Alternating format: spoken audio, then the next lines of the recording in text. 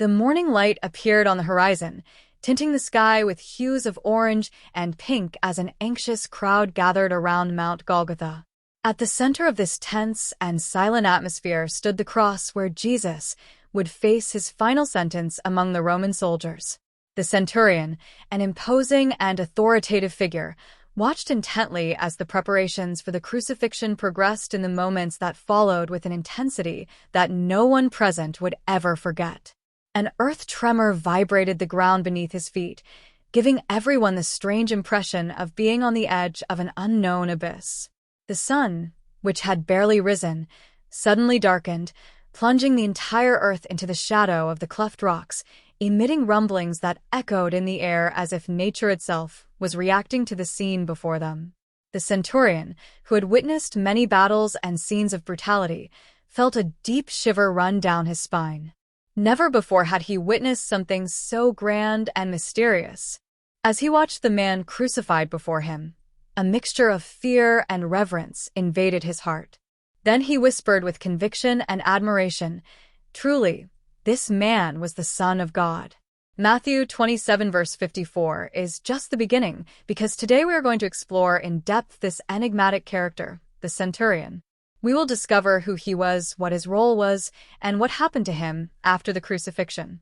Crucifixion and death of Jesus Christ. If you enjoyed it, don't forget to like it, subscribe to the channel, and activate the bell so you don't miss other content like this. Now, without further ado, let's move on to the video. The position of centurion in the Roman legions was undoubtedly one of the most coveted and demanding positions in the armed forces. This position required a set of qualities that few men could muster: unwavering courage, exceptional combat skills, rigorous discipline, and almost blind loyalty to the Roman Empire.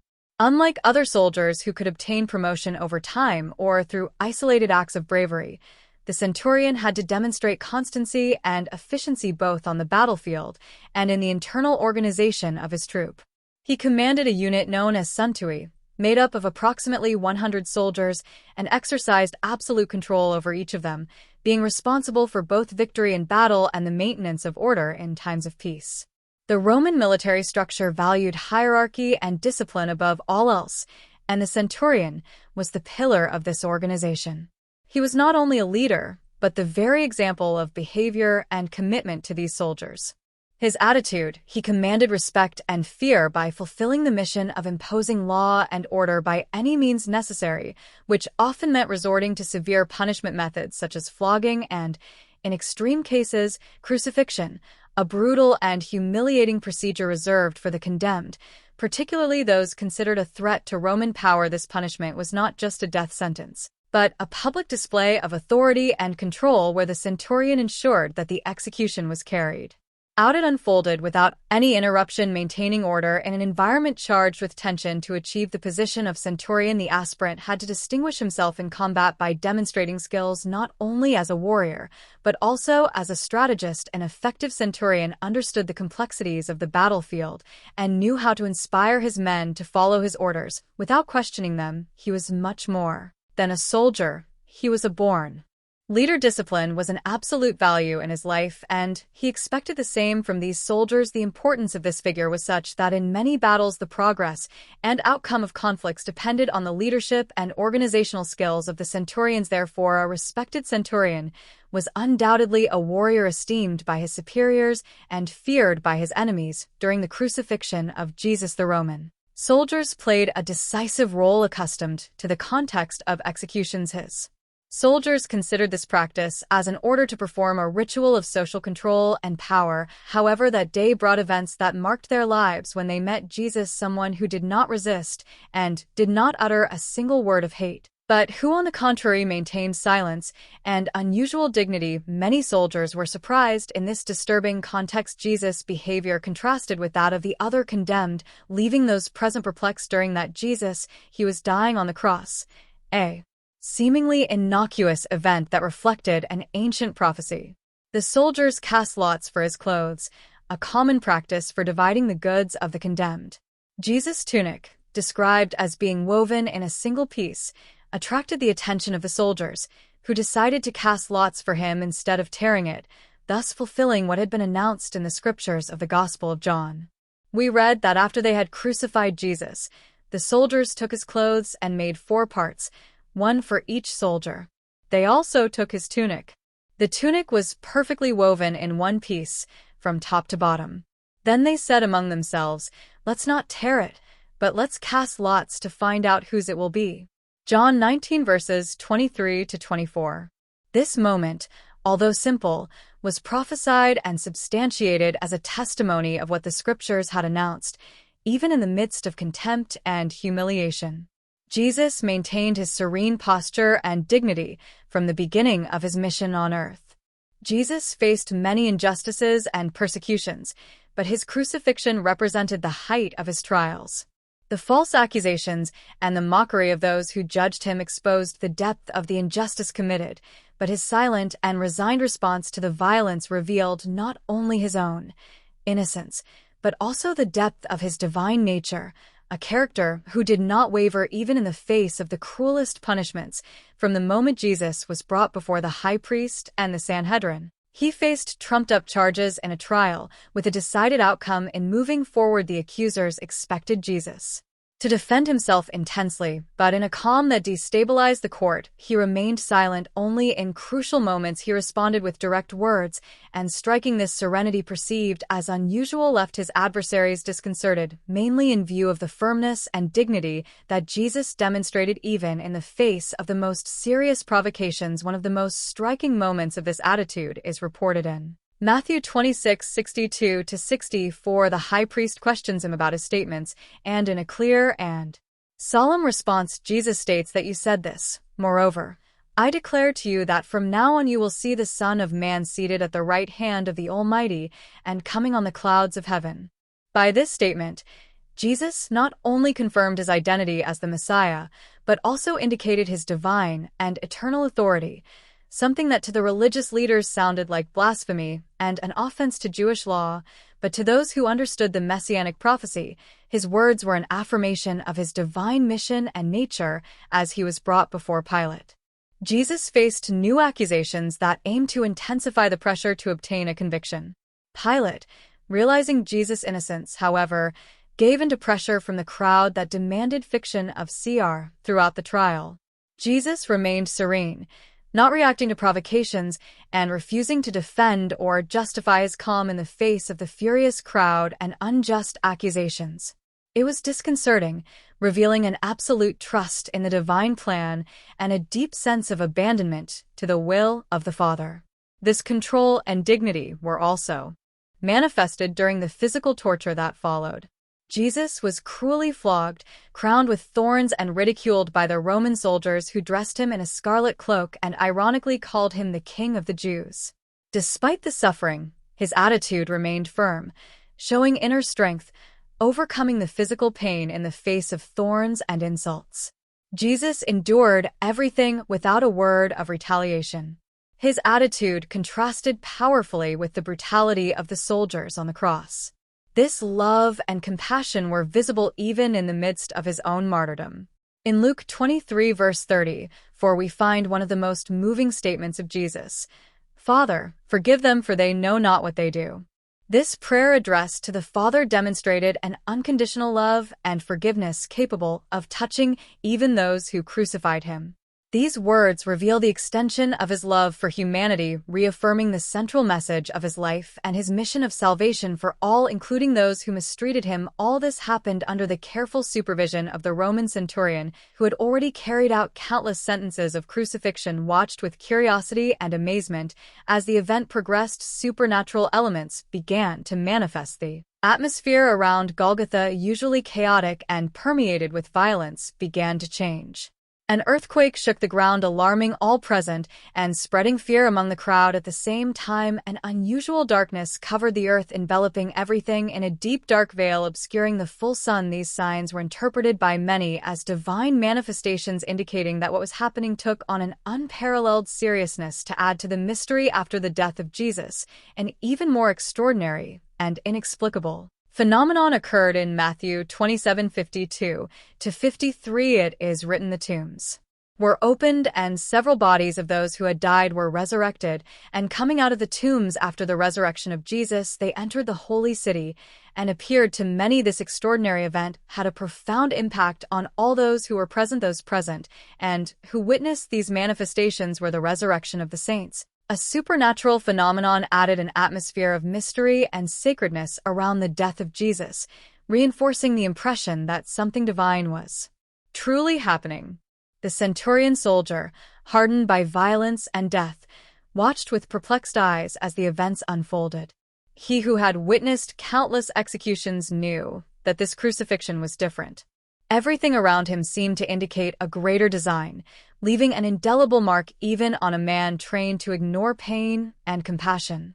Military life trained the centurion to face the daily brutality, insensitive to the pain and violence that surrounded him. A seasoned and experienced soldier, he had already witnessed countless executions and suffering without experiencing the slightest apparent emotion. However, what he saw on that dark day on Golgotha was beyond the limits of his understanding. The crucifixion of Jesus, initially perceived as just another execution, revealed itself to be an event full of mystery and manifestation that shook the deepest beliefs of the centurion and his men. From the moment the ground shook beneath his feet, he understood that something extraordinary was happening. The earth, as if it trembled before the greatness of what was happening, echoed with the cry of creation, reacting viscerally to the death of man on the cross. And as the sky darkened in broad daylight, a spiritual anxiety invaded everyone present, including the centurion, who until then thought he had seen all that human cruelty could produce. This darkness and this earthquake was not a simple natural phenomenon. It carried a silent message, like a warning. When observing Jesus, the centurion's perspective began to change. He was used to seeing only the physical and brutal aspect of the conflicts that had begun. When he realized something beyond the visible, he felt in Jesus a presence that challenged his own reality, something that his mind, trained in military obedience and rationality, could not explain. At that moment, before the serene and compassionate gaze of the crucified one, the centurion felt a deep connection, as if for the first time he glimpsed a truth that transcends human understanding. When he saw Jesus endure without saying or resisting, he began to question everything he knew about strength and power. Until that moment, the centurion believed that strength resided in domination and control. But before the figure of Jesus, he recognized a strength that went far beyond the physical, a strength expressed in his calm, his compassion, and above all in his willingness to forgive. When Jesus invoked the Father, saying, "Forgive them, for they know not what they do," these words pierced the centurion's soul. He found himself reflecting on the true meaning of power, no longer as authority over others, but as a form of incomprehensible love capable of forgiving even those who made him suffer. Then, almost without realizing it, he uttered the words that he would never have imagined saying in truth. This man was the Son of God. By letting this statement slip to the centurion, he expressed the impact that this scene had on his heart. It was as if, deep down in his soul, he already knew that what he saw was beyond anything he could understand or explain. Jesus, even in suffering, radiated a peace that the centurion had never seen in anyone else. This almost palpable peace confronted the soldier himself with the reality that perhaps he was before the divine. Jesus' words, the unjust accusations, and the resentful judgment were rooted in the centurion's mind. He remembered the furious crowd, the cries of death, the threats, and the insults, and he realized the irony of Jesus' silence in the face of all this. Innocent Jesus did not defend himself, but accepted his fate.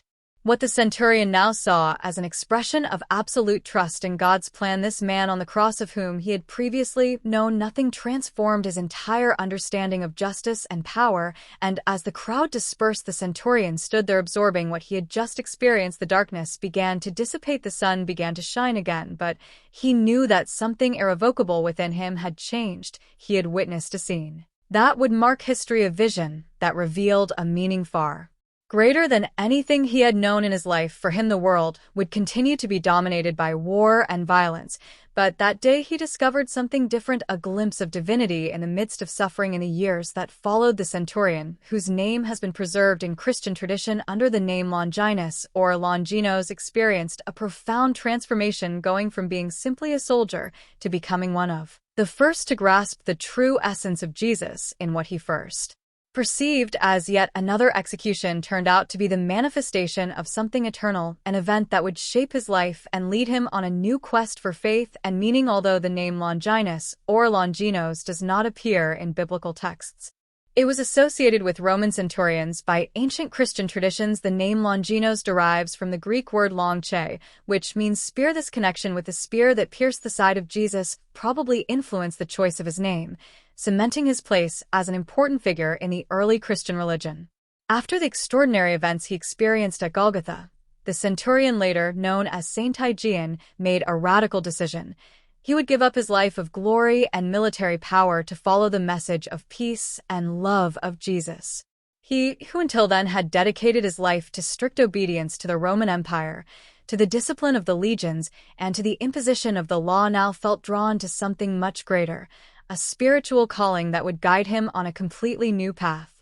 His decision marked a profound transformation, a detachment from the values that had defined him until then, leading him to seek true spiritual peace and the fullness of the gospel. A notable characteristic of Longinus lies in the fact that he was one of the first pagans to proclaim the divinity of Jesus at a time when the majority of Christ's disciples were of Jewish origin. His testimony brought new life to the nascent Christian movement. As a Roman officer, the centurion, he was part of the system that often oppressed the Jewish community, but by witnessing the crucifixion of Jesus, he became living proof that the message of the gospel could transcend ethnic, cultural, and social barriers. Jesus did not come only for the Jewish people, but for all nations and for all hearts willing to receive his word. This unlikely testimony of a hardened Roman soldier not only impressed the first Christians, but also became a powerful example of the universality of the gospel for Jesus' disciples. Longinus' decision was the sign that the message of Christ had no borders, that it was not reserved for a specific class or people, but that it was accessible to all those who sought the truth, whatever their social position. The one who was a symbol of Roman power and authority had been transformed into a model of humility and service. However, the price of his decision was high in choosing to follow Christ. Longinus attracted the hostility of the Roman authorities. His conversion was perceived as a direct threat to the imperial power that maintained its control over the people by force and military order. A high-ranking Roman soldier now proclaiming that he had assumed the love and justice of a new kingdom was seen as a danger to the status quo and social stability. The authorities feared that his example would not influence other soldiers and civilians who decided to act harshly, resorting to threats and interrogations to try to dissuade him from his faith.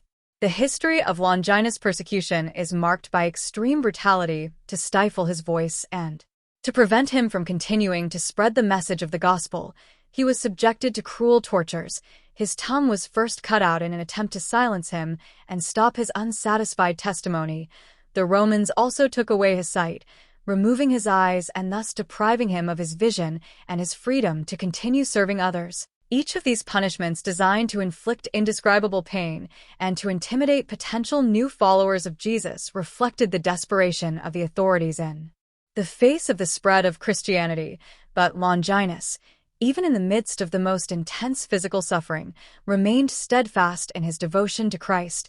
He accepted each trial, each torture with unshakable faith, and his martyrdom became a symbol of courage and unconditional love for the gospel. His determination in the face of threats and torture inspired generations of Christians, reinforcing the conviction that following Christ was worth all the sacrifices. The story of Saint Longin, the centurion, not only tells the testimony of a man who attended the crucifixion of Jesus, but also the spiritual transformation that he underwent, experienced, and the courage he demonstrated in maintaining faith even in the most adverse circumstances. He, who was once a soldier of the empire, became a servant of peace and love, ready to give his life to keep it. The Truth of the Gospel Alive Saint Longinus is venerated by the Roman Catholic Church as one of the Holy Helpers, a group of saints whose intercessions are considered especially powerful in times of need, in the case of Saint Longinus. Popular devotion to Longinus over the centuries has highlighted his help in health matters, particularly for vision problems. This specific detail of the devotion is linked to a Christian legend that enriches the meaning of his conversion and the role of his faith after the crucifixion of Jesus. According to this tradition, Saint Longinus would be the Roman soldier responsible for piercing Jesus' side with a spear, as narrated by John 19:34, where it is said that one of the soldiers pierced his side with a spear and immediately blood and water came out. Some versions of the legend say that before this time Longinus had a visual impairment, a limitation that affected his physical perception and, perhaps symbolically, his spiritual perception, but when he pierced Jesus' side, the blood and water that gushed out reached his eyes, instantly restoring his vision. Miracle would have been one of the first revelations that Jesus was not an ordinary man, but a divine being capable of transforming not only physical vision, but also the soul. This transformative encounter, combined with the extraordinary signs he had observed on Golgotha, was the impetus that led Saint Longinus to recognize the divinity of Jesus by truly proclaiming that this man was the Son of God. He expressed a certainty that went far beyond a simple observation. It was a confession of faith, the recognition that divine grace had touched his heart. From that moment on, the centurion, once accustomed to obeying with military discipline, found himself with a new voice dedicated to the service of the gospel and the proclamation of the love of Christ. The devotion to Saint Longinus as patron saint of the eyes and vision problems is thus intertwined with this legend that describes his miraculous healing, and at various points in history, people began to seek his intercession for their eye diseases, believing that she could, like him, be cured. Although this story of healing is not explicitly recorded in the Bible, it is part of a rich Christian tradition that preserves the spiritual impact of his conversion and martyrdom as an example of faith in many countries. Saint Lin is invoked to help find objects lost. Popular tradition includes a small ritual in which, when asking for his help, devotees promise to take 3 small jumps in thanks after recovering what they have lost. This devotion is an expression of gratitude for his intercession in the small afflictions of everyday life, a practice particularly common in Latin American countries, such as Brazil. In Europe, several churches and sanctuaries claim to have relics of Saint Lin. Among the best-known sites is the Basilica of St. Augustine in Rome, where it is believed that parts of these remains have been preserved. These sites have become pilgrimage destinations for the faithful who seek his intercession, mainly for issues of eye health and spiritual vision, in addition to being invoked for the search for lost objects. Saint Lin is revered as the patron saint of surgeons, another connection that may arise from his role as a soldier who pierced Jesus' side with a spear. His devotion in cases of eye health also reflects the belief that he would have been cured of a visual impairment at the time of his encounter with Christ, making him a symbol of restoration and spiritual clarity in sacred art. Saint Longinus is often represented holding a spear and, sometimes, with a cross. This representation highlights his role as a soldier, having pierced the side of Jesus. The cross symbolizes his conversion and his martyrdom.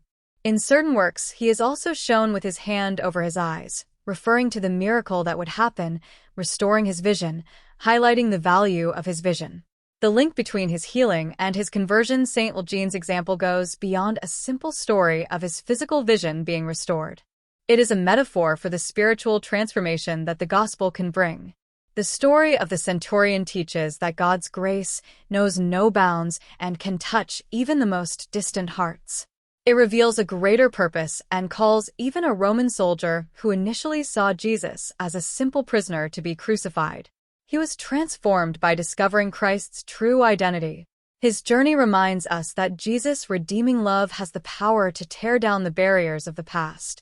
It offers purposeful healing and new direction for those who open their hearts to the gospel message.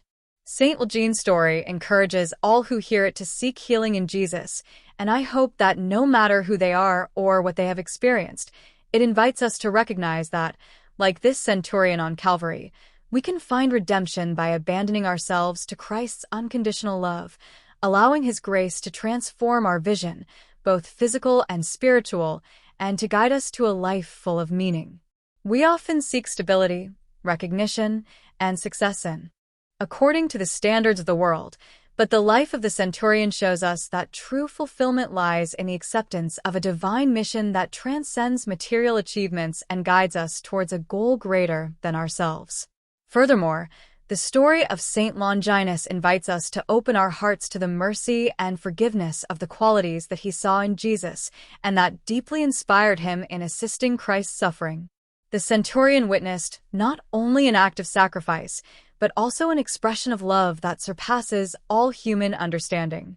This revelation leads to a life of humility and service, reminding us that when we are touched by the love of Christ, we are also called to reflect this compassion in our daily lives. Forgiveness and empathy then become the path to drawing ever closer to the teachings of Jesus. Saint Longinus' transformation also shows how faith can flourish in the most unexpected places. He who led a life of discipline and strength found his true path by witnessing the death and love of Jesus in our world today, where we often judge people by their appearance or status. This story reminds us that God can touch hearts in 1,000 ways in all contexts. No one is willing to carry divine grace, and it is often where we least expect it that faith is revealed and finally flourishes. Saint Longinus teaches us that our vision of the world and of ourselves can be transformed. As tradition tells us, contact with the blood of Christ heals us physically and spiritually. By remaining in faith, his vision and perspective on life. This healing is a metaphor for our own journey of faith, an invitation to self-discovery and openness to God's unconditional love. Just as he allowed divine grace to shape his life, we can find in Jesus the light that illuminates our path and guides us to a full life based on peace and truth. The story of the centurion inspires us to seek our true identity in Christ and to live a life that reflects his love and grace towards others. May we, like him, recognize and proclaim that Jesus is truly the Son of God and that in his name we find forgiveness, restoration, and eternal life. Now, let's talk about you. Have you ever had an experience or a miracle that changed your outlook on life, as was the case with Saint Longin? Share in the comments. Don't forget to subscribe to the channel and click on the thumb to continue receiving content like this. Thank you for your attention. May God bless you.